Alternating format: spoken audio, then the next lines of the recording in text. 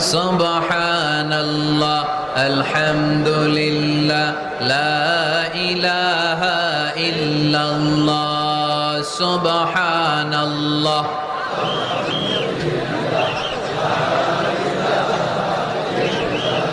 আল্লাহ নামের জিকির করবে যারা, আল্লাহর কাছে প্রিয় তারা।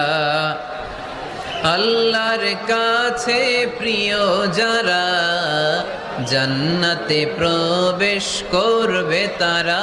জোরে লা ইলাহা